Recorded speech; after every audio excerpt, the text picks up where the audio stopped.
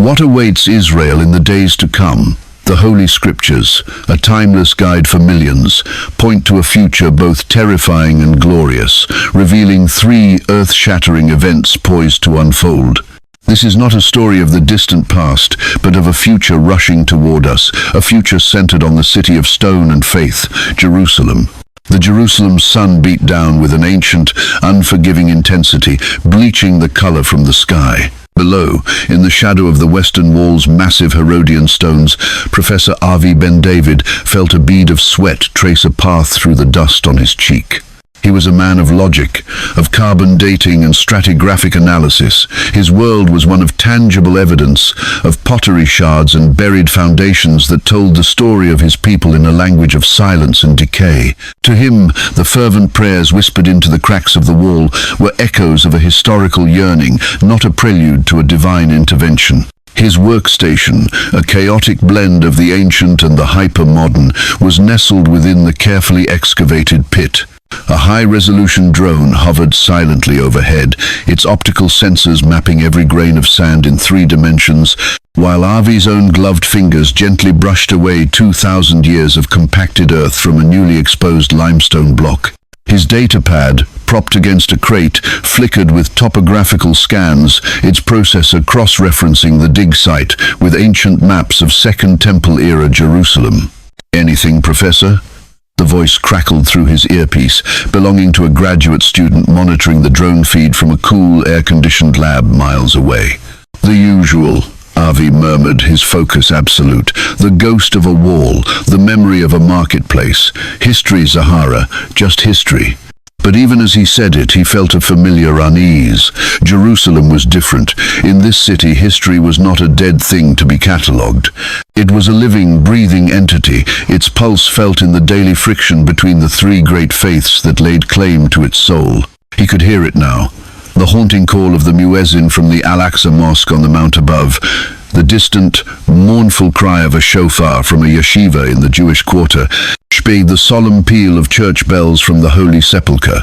They were sounds that rarely harmonized, creating a constant low-frequency tension that vibrated in the very air. His brush, made of the finest, softest bristles, struck something that wasn't stone. It was a dull, metallic clink, a sound of purpose. He paused, his heart giving a sudden, traitorous leap. Carefully, he widened the area, his movements now surgically precise. Slowly, a dark, cylindrical object emerged from the earth. It was a scroll case, made of bronze, its surface greened with the patina of ages. It was intricately carved, but what made Avi's breath catch was the seal. A perfect, unbroken seal of hardened clay, bearing the insignia of the Second Temple's high priesthood, a pomegranate branch intertwined with a 7-branched menorah. Seals like this were meant to be broken only by those with the highest authority. For this one to be intact here, buried in what was once a priest's quarters just outside the temple complex, it was an impossibility. It suggested it was hidden in haste, in the final fiery days of the Roman siege in 70 AD, a message meant for a future that never came. As he carefully lifted the heavy case from its earthen tomb, his datapad pinged with a news alert. He glanced at the screen, his brow furrowing. The face of Elias Vance filled the display. Vance was the man of the hour, a charismatic tech magnate turned global diplomat whose meteoric rise was eclipsed only by his ambition. He spoke of a new era of global unity, of transcending the old hatreds through shared goals and technological salvation. His Unified Humanity initiative had captivated a world weary of conflict and division. The headline read, "Vance proposes Jerusalem Accord at UN, a shared future for the Temple Mount." Avi scoffed, the sound harsh in the quiet pit. Another messiah of peace, another politician who thought he could solve the world's most intractable problem with a handshake and a press conference. He'd seen them come and go, but Vance was different.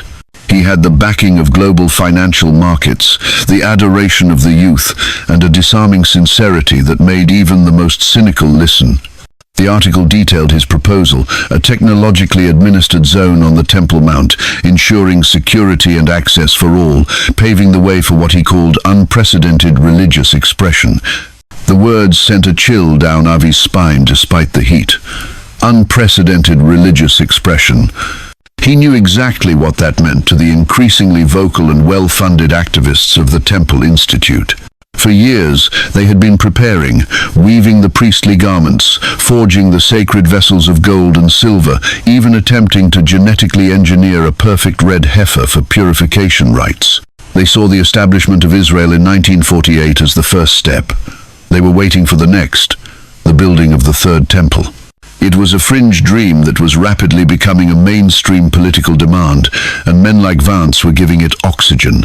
A shadow fell over the dig site. Avi looked up from the scroll case, blinking in the sudden shade.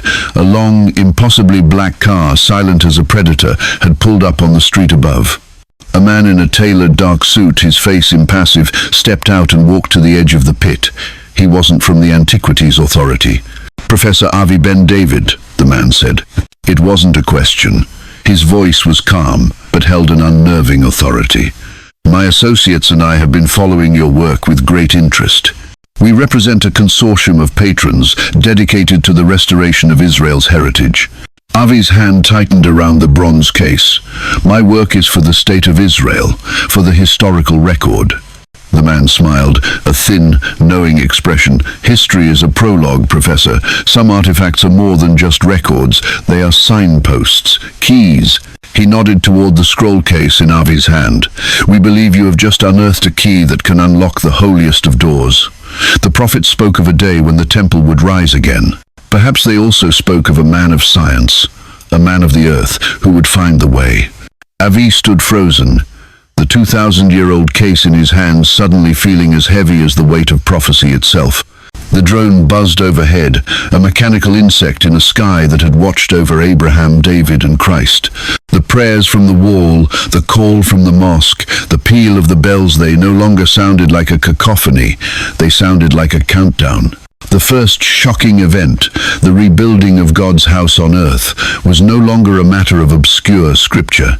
It was becoming a matter of engineering, of politics, and of a single sealed bronze tube unearthed by a man who had stopped believing in miracles, only to find himself standing at the epicenter of one. The man's smile did not reach his eyes.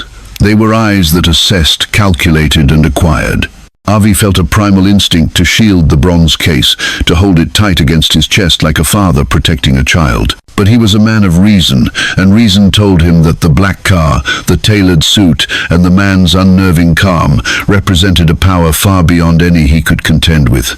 "My associates are not interested in theft, Professor," the man continued, his voice a low, confidential hum that barely disturbed the dust. "We are interested in revelation. That case contains a piece of history so profound it could heal the world, or break it. We would prefer to see it heal. We want you to be the one to open it, with our resources, under controlled conditions." The offer was as disarming as it was terrifying. They weren't taking his discovery, they were co-opting it and him along with it.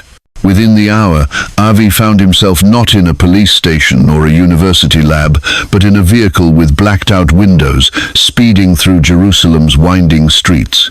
He was escorted into a private, unmarked building that looked nondescript from the outside, but opened into a subterranean facility that was a cathedral of modern technology. Gleaming white walls, silent magnetic levitation carts, and technicians in sterile suits moved with quiet efficiency. It felt less like a laboratory and more like the heart of a secret government. In the central chamber, the bronze scroll case was placed in a transparent, hermetically sealed containment field. Laser scanners mapped its every millimeter while Avi, guided by the man in the suit who introduced himself only as Kale, directed the process. His academic mind, despite his deep-seated fear, was captivated. This was technology decades ahead of anything in the public sector. With a soft hiss of pneumatics, a robotic arm with impossibly delicate manipulators approached the ancient clay seal. Following Avi's instructions based on his knowledge of First Temple-era artifacts, the arm applied precise frequencies of vibration. The 2,000-year-old clay, hard as rock, disintegrated into a fine powder without damaging the bronze beneath. The case was opened. Inside, preserved in the dry, anaerobic environment, was a single scroll of meticulously prepared vellum. It wasn't a religious text of the kind found at Qumran. As the high-resolution cameras fed the images to a large screen, Avi's breath caught in his throat. He was looking at architectural schematics. Intricate, detailed, and annotated in a form of Paleo-Hebrew that only a handful of scholars on Earth could read. The dimensions, the layout of the courtyards, the precise location of the Holy of Holies was all there. It wasn't just a plan for a temple, it was the plan for the temple, Solomon's temple. A legend, a myth made manifest on vellum. But there was a second, smaller scroll tucked inside the first. This one was different, written on a coarser parchment. It was a legal document. As Avi translated the text, a hush fell over the room. It was a copy of the original deed of sale for the threshing floor of Araunah the Jebusites, very land on the mountain that King David purchased to build his altar to God. It was a foundational land title, a claim of ownership that predated every mosque, every church, every subsequent conquest. It was a religious and legal bombshell. 2 days later, Avi was face to face with Elias Vance. They met not in the sterile lab, but in the penthouse suite of a luxury hotel overlooking the old city. The setting sun bathed the dome of the rock in a light of pure gold. Vance was not what Avi expected. He wasn't a commanding general or a shadowy conspirator. He was warm, engaging, and possessed an aura of profound empathy. He poured Avi a glass of water himself, his movements fluid and unhurried. "Professor Ben David," Vance began, his voice resonating with sincerity. "You have unearthed the key to peace, not a key to war.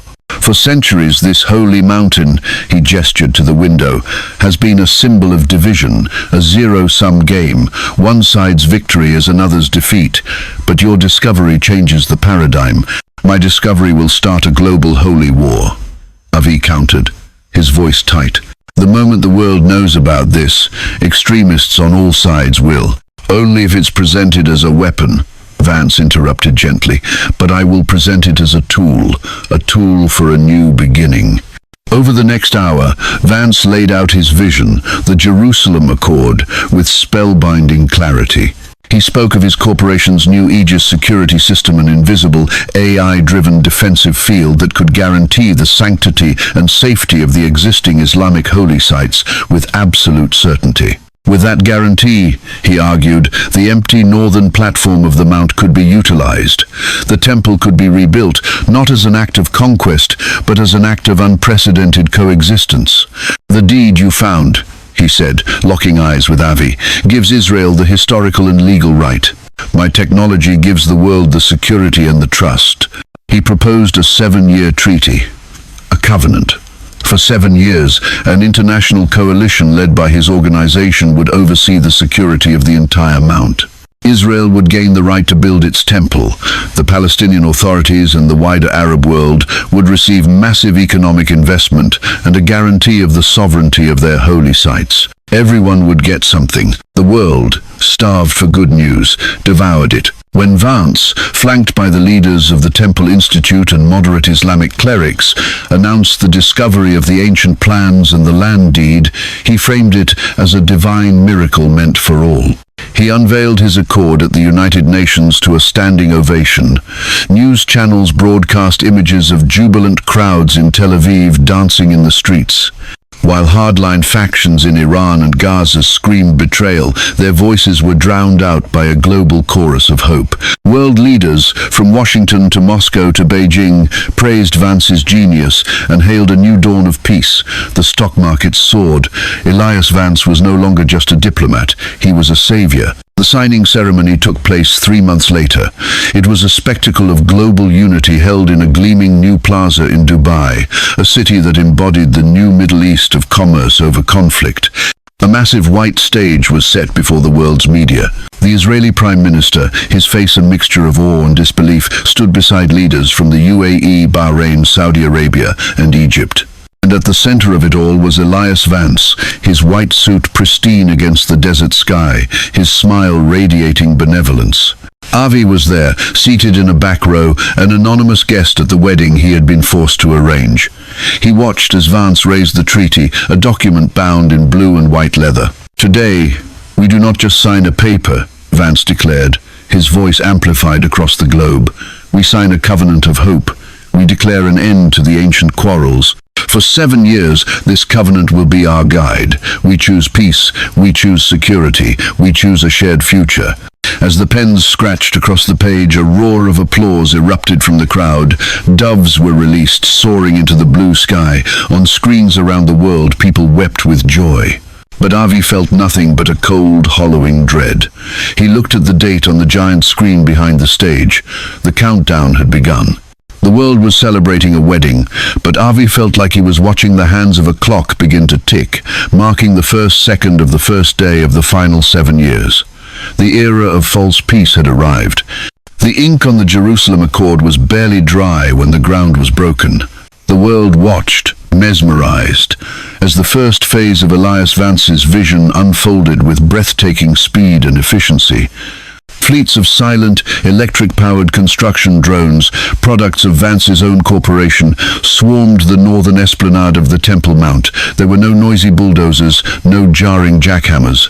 The work was done with a quiet, almost reverent precision, managed by an AI that orchestrated the movement of every machine and every ton of material. Vance's Aegis field shimmered into existence, a barely visible, heat haze-like distortion in the air around the Dome of the Rock and Al-Aqsa, a silent promise of absolute protection. Avi Ben David was given the title of historical consultant, a role that felt more like a gilded cage.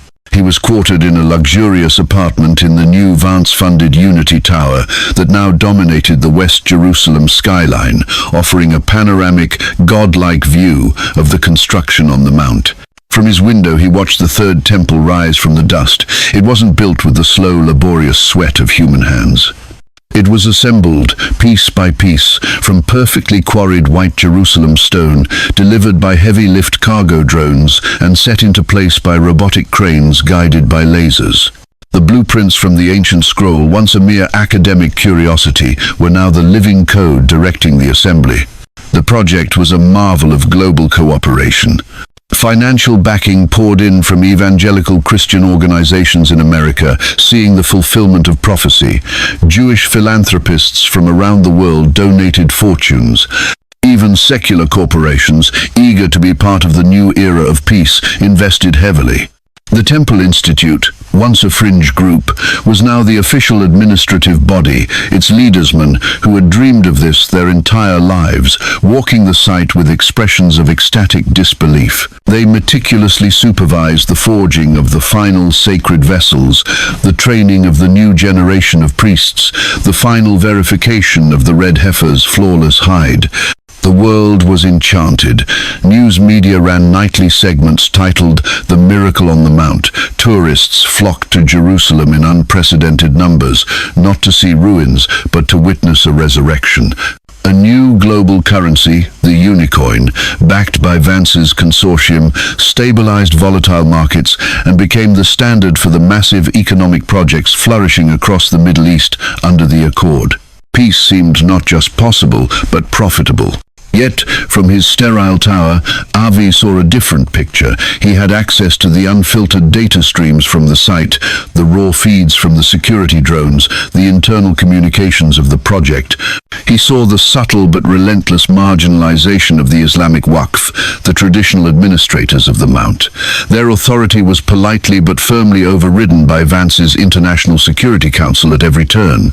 He saw an influx of radicalized Jewish hilltop youth, their faces burning with zealous fire, who saw the new temple not as a house of prayer for all nations, but as a throne of conquest. He intercepted encrypted communications between them, speaking of the day when the golden abomination and the mosque of the usurper would finally be cleansed from God's holy mountain. One evening, Zahara, his former student, visited him. Her youthful optimism had been replaced by a weary cynicism. She worked now as an independent journalist, one of the few who dared to look beneath the polished surface of Vance's New World Order. "They're calling him the Prince of Peace, you know," she said, gesturing vaguely towards the city lights below. "Children are being named Elias in his honor. He brokers trade deals, ends droughts with his atmospheric water generators, and is even funding a global health initiative to cure genetic diseases. He's becoming more than a man, Avi. He's becoming an idea." As one "He's a wolf," Avi whispered, his eyes fixed on the half-finished skeleton of the temple, its white bones glowing under the construction lights. A wolf cloaked in the fleece of a lamb. He showed her what he'd found. Financial records, buried deep in Vance's corporate servers, showing vast sums of money being funneled not just to the temple, but to fringe military tech startups specializing in crowd control, biometric surveillance, and non-lethal energy weapons. He showed her the psychological profiles the Security Council was compiling on every religious and political leader in Jerusalem. They weren't just keeping the peace, they were mapping the city's soul, identifying its pressure points, its weaknesses. The most disturbing discovery came a week later. Poring over the original vellum scroll under a microscopic digital scanner, Avi found something he'd missed in his initial haste. Faint impressions on the back of the parchment, almost invisible to the naked eye. It was a secondary text, written as a palimpsest. Using multispectral imaging, he slowly brought the ghostly letters to life. It wasn't Hebrew, it was Aramaic, and it wasn't an architect's notes, it was a warning. "Let the one who finds this know," he translated, his hands trembling. "The house of God is a vessel, a sacred space, but the desolator will seek to inhabit it. He will come with words of honey and a hand of peace. He will unite the divided and heal the broken. He will be hailed as a savior. But in the midst of the covenant, he will show his true face. He will sit where God alone should sit. He will demand the worship of man. Woe to the land when the sacrifice is silenced. Woe to Zion when the abomination stands in the holy place."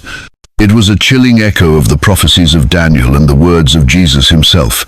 A 2,000-year-old warning, hidden within the very plans being used to build the structure it warned against. 3.5 years after the signing of the accord, the temple was completed. It was a breathtaking sight, a perfect fusion of ancient design and modern perfection.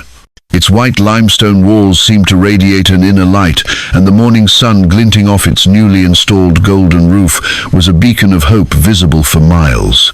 The dedication ceremony was the largest global event in human history. Leaders from every major nation attended. Elias Vance, standing on the steps of the new temple, gave a speech that moved billions to tears.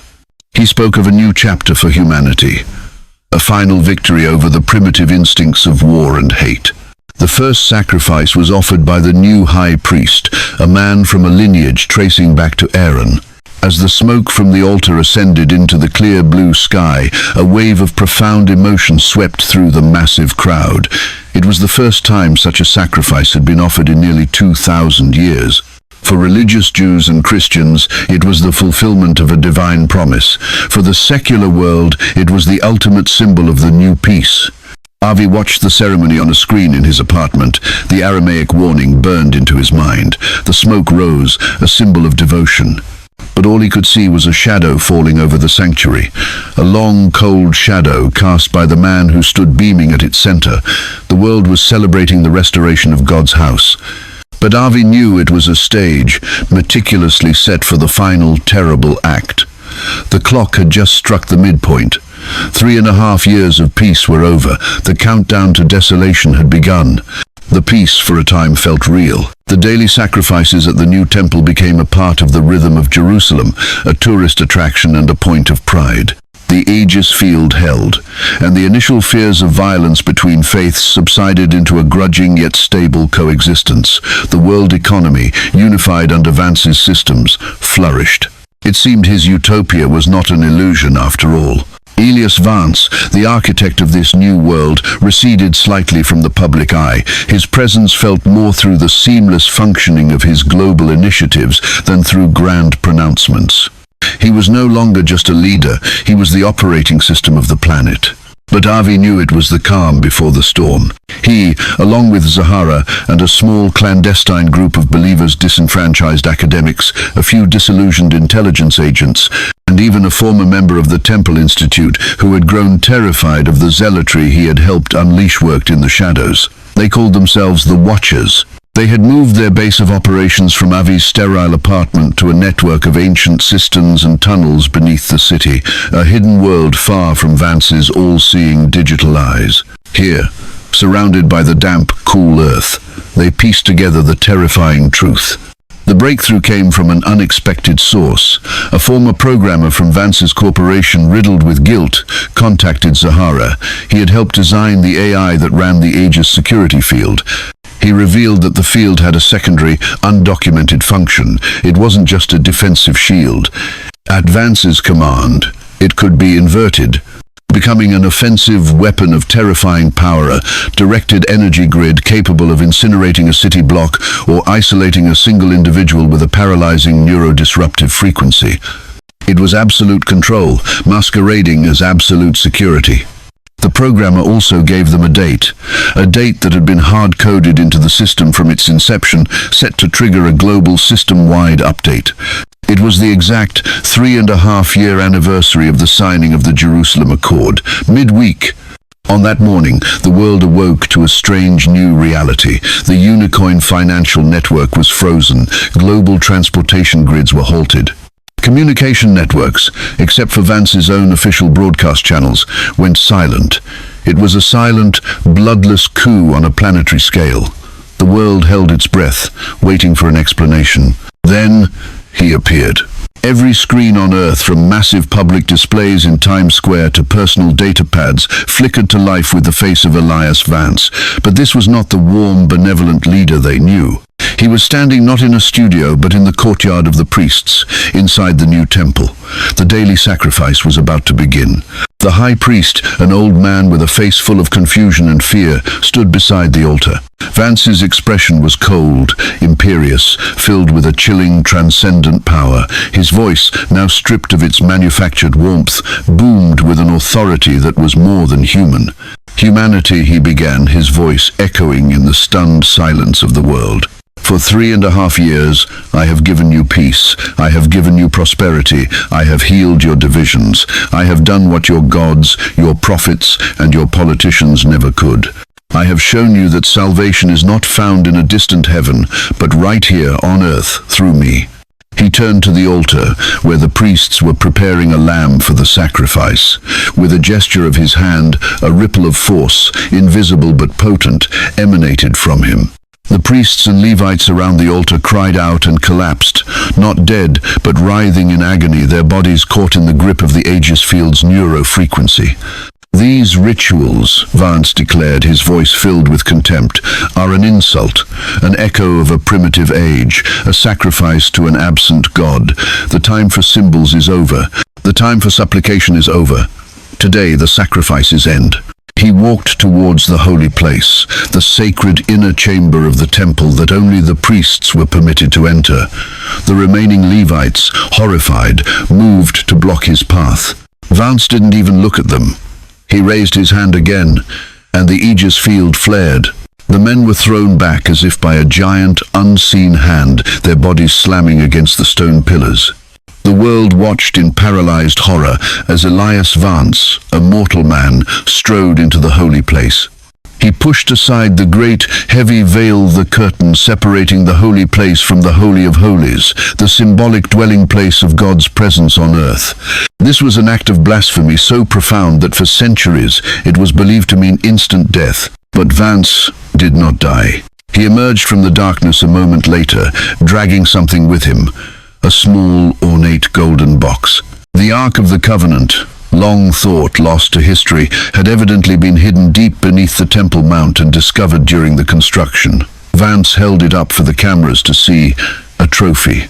Then, with a contemptuous sneer, he cast it aside, its sacred form clattering on the stone floor like a piece of scrap metal. He then walked back to the center of the courtyard and stood where the altar of sacrifice had been. He spread his arms wide, his face upturned to the sky, though he was speaking to every soul on the planet. "There is no God in the heavens," he proclaimed. "There is no spirit in the sky. The power you have sought, the salvation you have craved, is here. It is me. I am the culmination of human evolution. I am the answer to all your prayers. I am your God now. Worship me, and you will live in my paradise. Defy me, and you will be erased." Avi, Zechariah, and the other watchers huddled around a flickering monitor deep within their subterranean hideout, the ancient stones around them seeming to weep. This was it.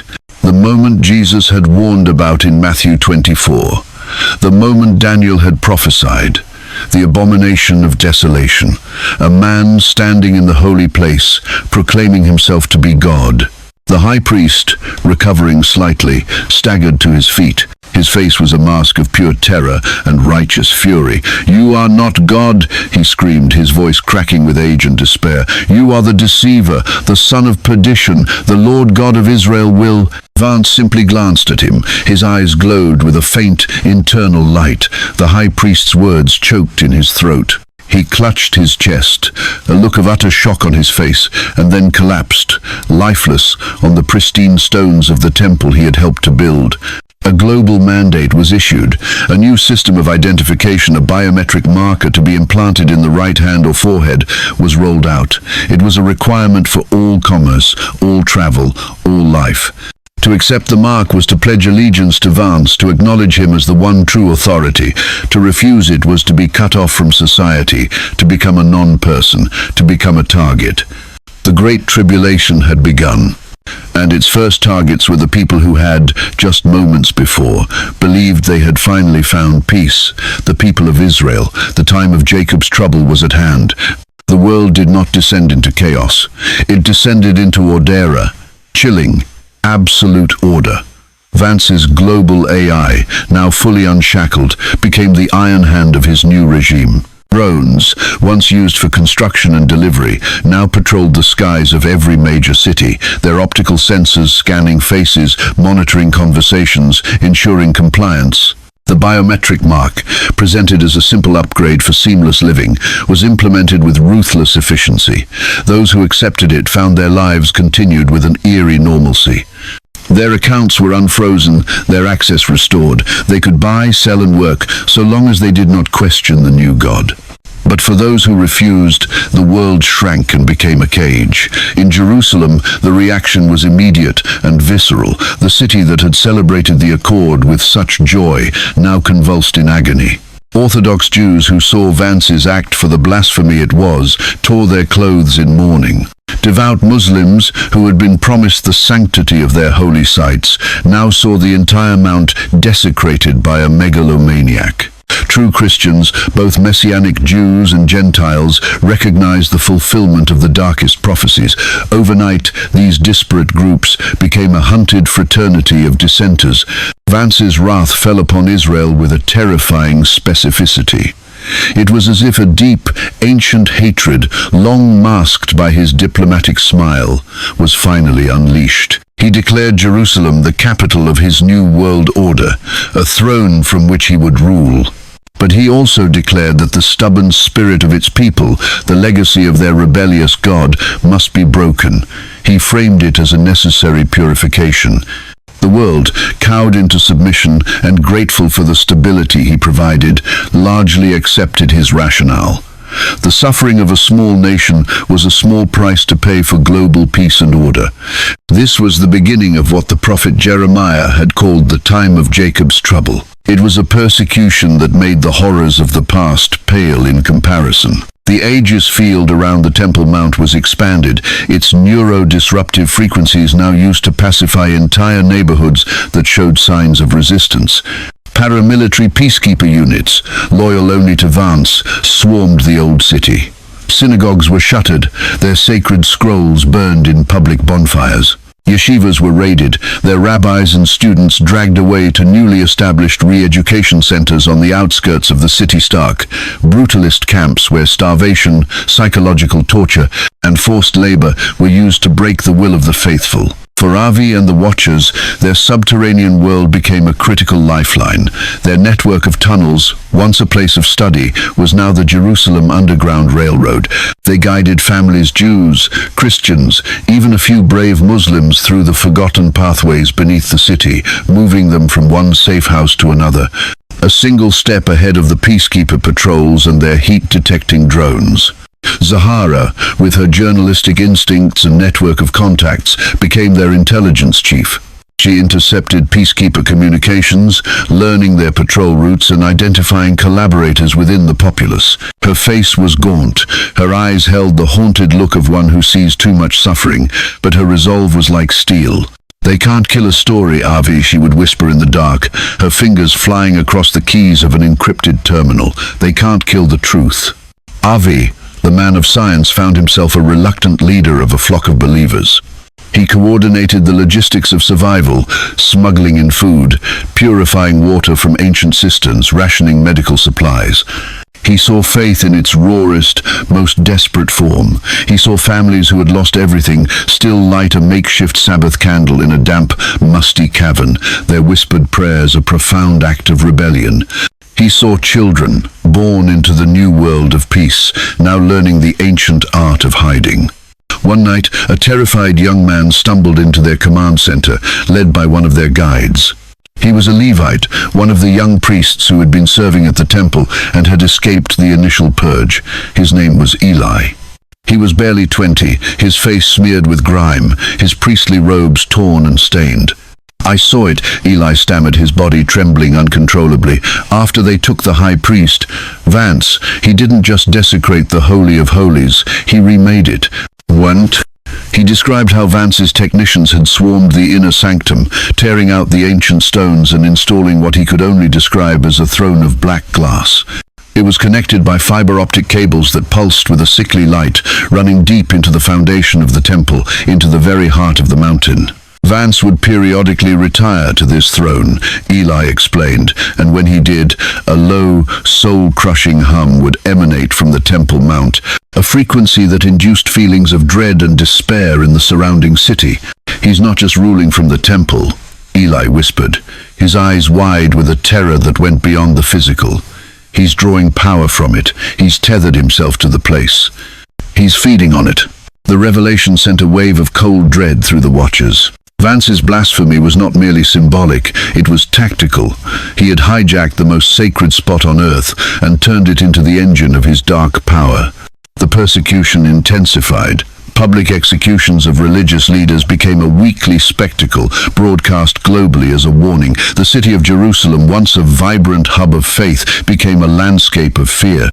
The stones themselves seemed to cry out in silence. Yet, in the face of this overwhelming darkness, the spirit of resistance, fueled by faith, refused to die. Secret meetings were held in bakeries, coded messages were passed in the marketplace, and the network of tunnels beneath the city pulsed with the quiet, determined footsteps of those who refused to bow. Avi looked at the faces around him in the dimly lit cavern: Eli the priest, Zechariah the journalist, former soldiers, scholars, and simple shopkeepers. They were the remnant. He had started his journey as a man who believed only in what he could touch. Now he was leading a fight for a soul he had once doubted. He finally understood the prophet's words. It was the time of Jacob's trouble, a crucible of suffering designed to purify and to break. But the prophecy also said, "He shall be saved out of it." How? Avi did not know. But in the faces of the hunted, in the whispered prayers in the dark, he saw a flicker of an impossible hope. The hope that even in the deepest darkness, a dawn was waiting. While Jerusalem choked under the heel of Vance's occupation, the rest of the world settled into a fragile, Vancian peace. The biometric mark had become ubiquitous, the key to a frictionless society. Economies, now centrally managed by Vance's AI, were stable and predictable. Crime rates plummeted. Hunger was systematically being eradicated through hyper-efficient drone-managed agriculture. To the average citizen in Tokyo, London, or Sao Paulo, the harsh measures in Jerusalem were a distant, necessary evil, the unfortunate cost of birthing a perfect world. Vance's global media network masterfully portrayed the resistors not as faithful martyrs, but as dangerous terrorists, fanatics who threatened to drag humanity back into the dark ages of religious war. From their subterranean sanctuary, the Watchers fought a desperate information war. Using a network of repurposed satellites and hacking skills that bordered on genius, Zahara managed to break through Vance's digital iron curtain. They broadcasted short, untraceable clips of the truth. Footage of peacekeepers dragging families from their homes, audio of the weeping in the re-education camps, images of the desecrated synagogues. They were mere glimpses, quickly scrubbed from the global networks by Vance's AI, but they were enough to plant seeds of doubt. Small pockets of resistance, inspired by the Jerusalem ghosts, began to form across the globe. They were isolated, disorganized, and brutally suppressed, but they were a sign that the human spirit was not entirely broken. Vance, however, was not content with mere global governance. His ambition was cosmic. Eli the Levite's horrifying account of the throne of black glass was confirmed by other defectors. Vance was attempting something monstrous.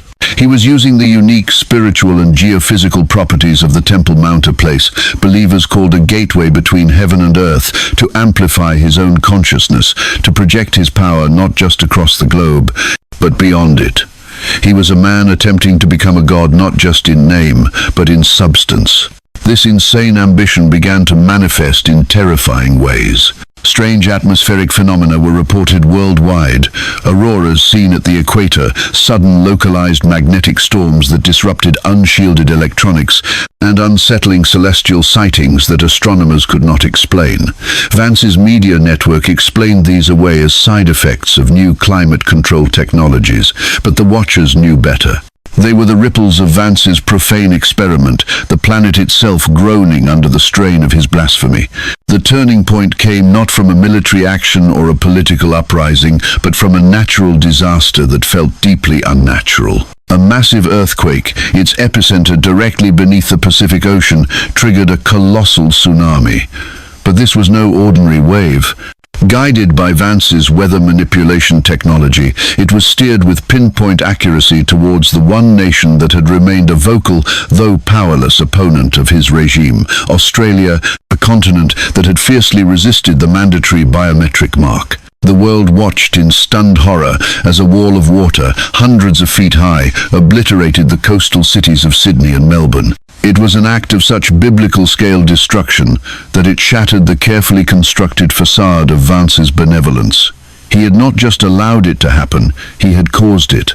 He broadcasted a message shortly after, his face impassive. He called it a necessary cleansing, a regrettable but essential demonstration of the consequences of defiance. The massacre backfired. The sheer, naked evil of the act galvanized the world's slumbering powers.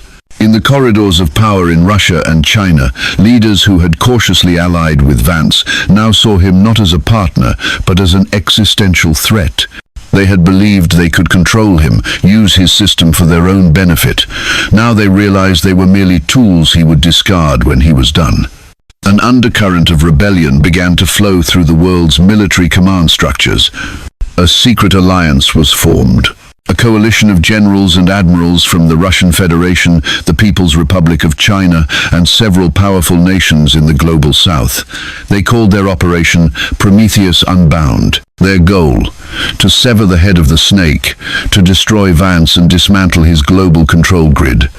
They knew a conventional attack was suicide against his technological superiority. Their only hope was to strike at the heart of his power, the temple in Jerusalem. The plan was audacious. They would launch a coordinated, multi-pronged invasion of the Middle East, a massive feint designed to draw Vance's primary military assets away from Israel. Under the cover of this global chaos, an elite special forces unit would attempt a decapitation strike, a desperate assault on the Temple Mount itself. For Avi and the Watchers, the news pieced together from intercepted military communiques brought a terrifying kind of hope. The world was finally waking up. But it meant their sanctuary was about to become the epicenter of the most destructive war in human history. Jerusalem would be the prize, and its people would be crushed in the ensuing battle. Zechariah intercepted a high-level transmission. It was a fragment of the coalition's battle plan. They didn't intend to capture the temple, they intended to obliterate it. Their strategists had concluded correctly that it was the source of Vance's power. Their solution was a low-yield, tactical nuclear strike. They were willing to sacrifice the holy city to save the world. "They're going to burn us to the ground," Avi Zahara said, her voice hollow. "To kill the monster, they're going to destroy the patient." The prophecy of Zechariah 14 echoed in Avi's mind. "I will gather all the nations to Jerusalem to fight against it. The city will be captured, the houses ransacked, and the women ravaged. Half of the city will go into exile, but the remnant of the people will not be taken from the city." The final global conflict was no longer a distant threat. It was a rushing tide. The armies of the world were turning their eyes towards the valley of Megiddo, the ancient staging ground for the final battle. The Battle of Armageddon was not going to be a simple clash of good versus evil. It was to be a chaotic, three-way war. Vance's global empire against a coalition of rebellious world powers, with the remnant of Israel trapped, praying, in the middle. The time of Jacob's trouble was about to reach its fiery, apocalyptic climax. The war, when it came, was swift and brutal. The world plunged into a firestorm of its own making. The Prometheus coalition launched its massive offensive. Russian tank divisions stormed across Eastern Europe. Chinese naval fleets engaged Vance's automated battle groups in the South China Sea. The global peace shattered into a million pieces, and the sky itself seemed to weep ash. It was exactly the distraction the coalition's strategists had planned. In Jerusalem, the atmosphere grew thick with a palpable dread. Vance, ensconced on his throne of black glass, seemed to welcome the chaos. He saw it not as a threat, but as the final, necessary spasm of a dying world order. From the Temple Mount, he commanded his drone armies and satellite weapons with the detached air of a gamer playing a cosmic chess match. He let the nations of the world exhaust themselves, confident in his ultimate victory. For the people of Jerusalem, it was the final circle of hell. The city was besieged not just by Vance's oppressive peacekeepers, but now also by the encroaching reality of the global war. Supplies to the city were cut off entirely. Starvation, a threat once held at bay by the Watcher's smuggling operations, became a grim daily reality.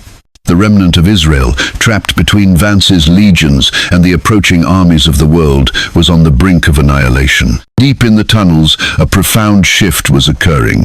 The faith of the hunted, forged in the crucible of the tribulation, was being distilled to its purest form. The intellectual arguments and denominational differences that had once seemed so important melted away.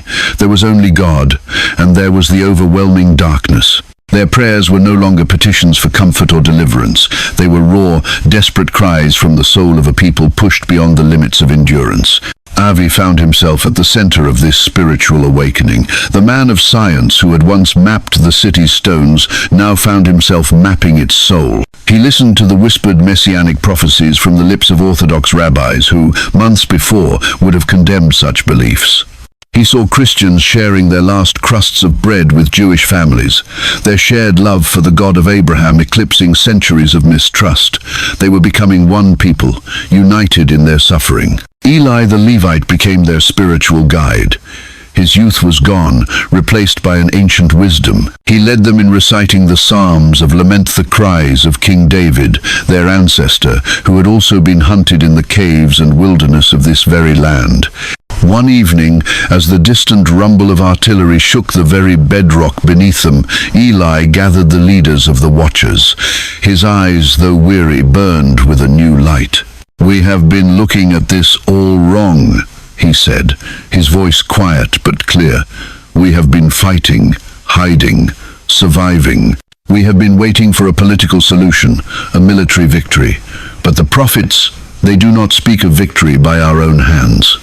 He opened a worn ancient scroll of the prophet Zechariah that they had saved from a burning synagogue. He pointed to a passage in the 12th chapter, his finger trembling. "And I will pour out on the house of David and the inhabitants of Jerusalem a spirit of grace and supplication. They will look on me, the one they have pierced, and they will mourn for him as one mourns for an only child, and grieve bitterly for him as one grieves for a firstborn son." A profound silence filled the cavern. The words hung in the air, electric and alive. They had read them 100 times, but now, in this final hour, they understood. "The one they have pierced," whispered an old rabbi, his eyes filling with tears. All this time we have waited for the Messiah to come. We never believed he had already been here." It was not a theological debate. It was a revelation. A sudden, collective outpouring of understanding that washed over them like a flood. The historical figure of Yeshua of Nazareth, Jesus, was not just a prophet or a failed revolutionary. He was the one, the suffering servant of Isaiah, the pierced one of Zechariah, the Messiah they had rejected, the one their ancestors had handed over to be crucified. The realization was not one of mere intellectual assent. It was a deep, soul-shattering grief. A wave of mourning, 2,000 years in the making, broke over the remnant. Grown men, hardened soldiers and stoic scholars fell to their knees, their faces streaked with tears, weeping not for their own suffering, but for him. It was a national cry of repentance, rising from the bowels of the earth. They were not just mourning a historical injustice, they were mourning their own spiritual blindness. And as they wept, they began to pray, not to a distant, abstract God, but to Yeshua, the Messiah they now recognized. Their prayers were a torrent of confession, of sorrow, and of desperate appeal. Yeshua, Son of David, have mercy on us. Yeshua HaMashiach, save us. We were blind, but now we see. Forgive us, save us. On the Temple Mount, Vance felt it. The collective cry of repentance from the heart of his captured city was a spiritual shockwave, a frequency of pure faith that his dark technology could not filter or suppress. It was an energy he could not comprehend or control. A look of confusion, then rage, contorted his features. He rose from his black throne, his eyes glowing with malevolent power, determined to crush this last, unexpected pocket of rebellion. At that very moment, the sky above Jerusalem split open. It was not the flash of an incoming nuclear missile from the Prometheus coalition. It was not a meteorological event. It was a light, brilliant and pure, that tore through the grey, smoke-filled clouds. The rumbling of the distant war ceased. The hum of Vance's machines died. A silence, absolute and holy, fell upon the world. Every person on earth, from the soldiers in the valley of Megiddo to the terrified citizens in their homes, looked up. In the center of that light, a figure appeared. He descended not with the silent glide of a drone, but with the terrifying majesty of a returning king. He was robed in white, his eyes like a flame of fire, and on his robe and on his thigh a name was written, King of Kings and Lord of Lords. He came to rest not on the Temple Mount, not in a palace, but on the Mount of Olives, the very place from which he had ascended 2 millennia before. As his feet touched the ground, the mountain itself groaned and split in two, creating a great valley, just as the prophet Zechariah had foretold. In the tunnels, the remnant felt the earth shake. They stumbled out into the preternatural twilight, their faces still wet with tears, and looked up. They saw him. Their prayers had been answered. Elias Vance, standing on the steps of his desecrated temple, stared across the Kidron Valley at the shining figure. The arrogance and power drained from his face, replaced by a primal terror. He had declared himself God, and now the true God had come home. The final confrontation was at hand. The confrontation was not a battle, it was a verdict. Elias Vance, the man who had mesmerized the world and enthroned himself as a god, stood as a mere speck before the incandescent glory of the returning king. All the power he had stolen, all the technology he had amassed, all the fear he had cultivated, evaporated like mist in the face of true authority. He raised his hand, attempting to summon the power of the Aegis field, to unleash the dark energy from his throne. But nothing happened. His systems were dead, his power severed at its source. He was just a man again, exposed and terrified. From the Mount of Olives, the king spoke. His voice was not an amplified sound, but a resonance that was felt in the very soul of every living being. It carried the thunder of crashing waves and the intimacy of a whisper. He did not address the armies of the world or the leaders of the Prometheus coalition. He spoke to Vance. He spoke the truth of who Vance was, the ancient deceiver, the father of lies, the adversary who had plagued humanity since the garden. He laid bare every scheme, every murder, every whispered temptation. The entire world, watching through the light that now filled every screen, saw the monster for what it was. Then the king spoke a word of judgment. From his mouth came what the Apostle John had described as a sharp, two-edged sword, a pure, unadulterated utterance of divine power. It struck Vance, and the self-proclaimed God was utterly consumed.